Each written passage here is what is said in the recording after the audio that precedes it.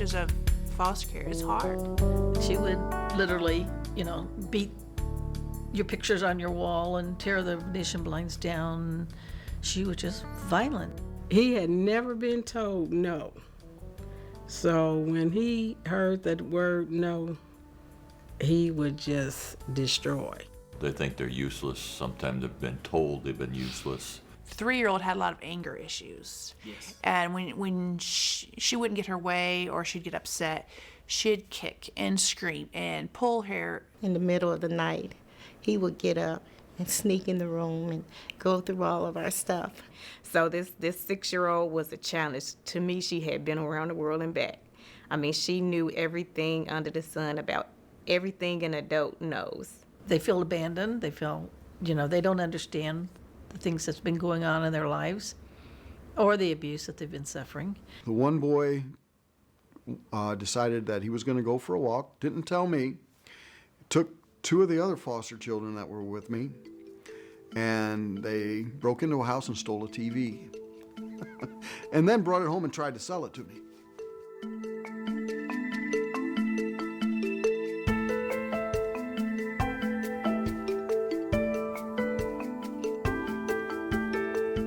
They need to see both sides of the coin. They've seen what's wrong with the world. They need to see what's right with the world. So this is the first night, and I will let them know that I'm here to take good care of you.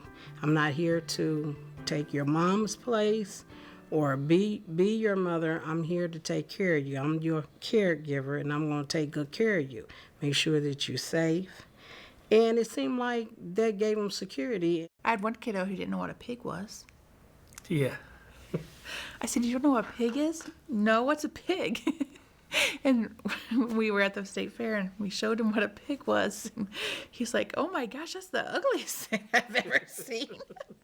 Usually in a real short length of time, they'll feel very close because we're a close family, and my family are very receptive to the kids and very loving with them. So they just become one of us. She was acting up in school.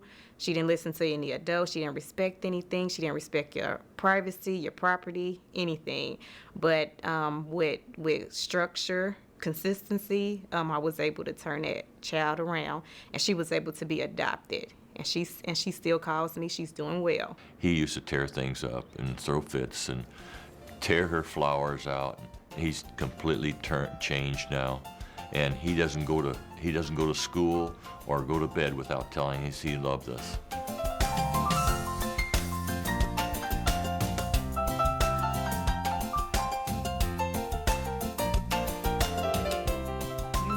Sit and you talk with them, you reward good behaviors.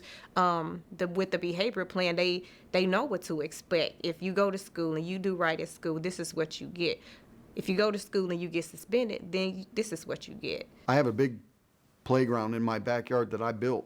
There's like 19 different things to do in my backyard. They can spend all day. And I think living in the country has been an asset as far as foster parenting because, like, one little boy thought we lived in the park because we had a big backyard. Once you have those kids in your home, it's not as challenging as a lot of people may say or what the media may put it out to be.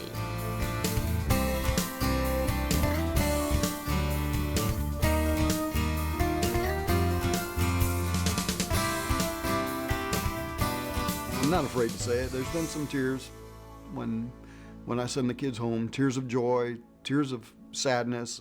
Holding back the tears, when I dropped her off, and I was like, here she is, and I turned around and I hurried up and got back to my car because I was about ready to break down and cry.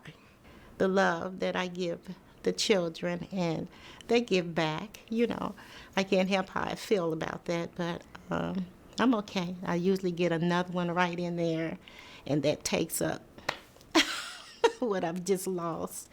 Just knowing that you have helped that child get to where they need to be, and if the child is going home, the parents have done what they need to do.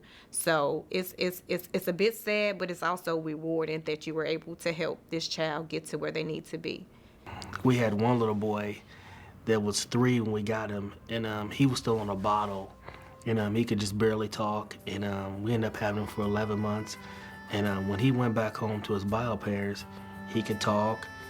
He wasn't on the bottle anymore. Even when they leave, those babies will always be a part of me because they were in my life at one time. I've had kids out of my home for a couple of years that still come by and say hello and send me Christmas cards and bring me gifts on my birthday and at Christmas and things like that. So yeah, it's not just for their benefit, it's for mine as well. I have an extended family that goes on and on and on, that will go on and on and on.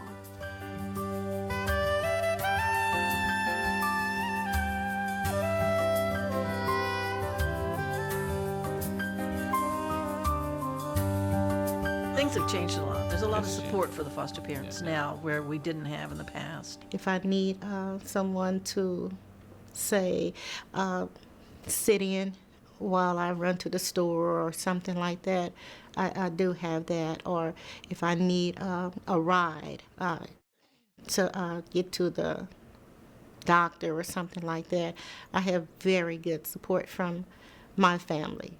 If we need someone to transport, or if I need respite or anything, the villages are right there.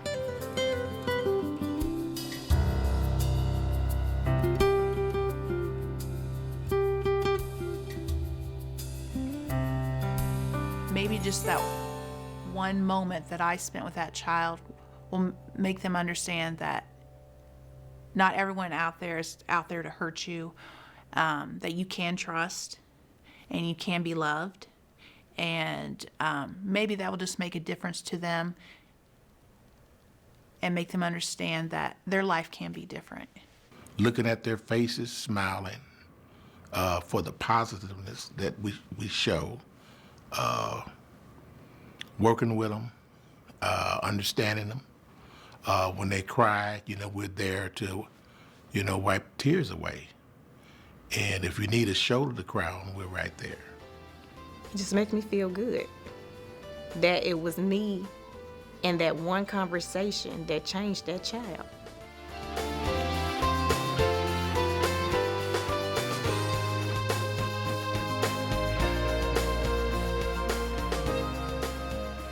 Oh, there's always need. There's always need. Always need. We will always need more foster parents. Well, it's not for everybody, but if you really feel like you would like to help these children, I'd say go through the training, and then you'll see that if you really want to do it or not. If you can't do it, don't. But if you can, and if you're on the fence, find some foster parents that, call the agencies or call DCS and say, hey, look, I'm thinking about becoming a foster parent. What's it like? I'm just there to give it. She's gonna make them feel well. Immediately, I'm going to take them right into my arms and understand and try to give them what they need. When I started off saying, oh, I'll take one. And now I have 4. So I had a 2-bedroom apartment when I started off. Now I have a 6-bedroom home. You can't help but fall in love with the kids because they're so innocent. They didn't ask to be brought in this situation, and you bring them into your family and you want to protect them and love them just as you love your own children. For everything you give, you get tenfold back. I think it's a It's a blessing. It's a real blessing.